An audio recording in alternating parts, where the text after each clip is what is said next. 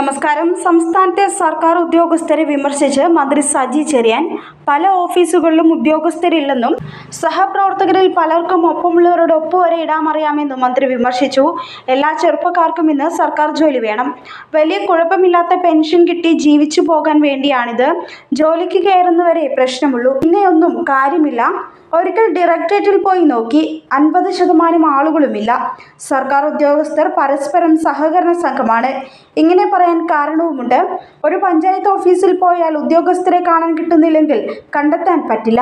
വരാത്തത് എന്തെന്ന് ചോദിച്ചാൽ എന്തെല്ലാം കാരണങ്ങളാണ് പറയുന്നത്. പലർക്കും മറ്റുള്ളവരുടെ ഒപ്പുപോലും ഇടാൻ അറിയാം. സർക്കാർ ഉദ്യോഗസ്ഥർ പരസ്പര സഹകരണ സംഘമാണെന്ന് പറയുന്നത് ഇതുകൊണ്ടാണ്. താൻ ആരെയും സസ്പെൻഡ് ചെയ്തില്ല. സസ്പെൻഡ് ചെയ്താൽ നന്നാവാൻ പോകുന്നുമില്ല. ഇതൊക്കെയാണ് ജോലിയില്ലാതെ ശമ്പളം വാങ്ങുന്നതാണ് നമ്മുടെ കുഞ്ഞുങ്ങൾ കണ്ടുപഠിക്കുന്നത്.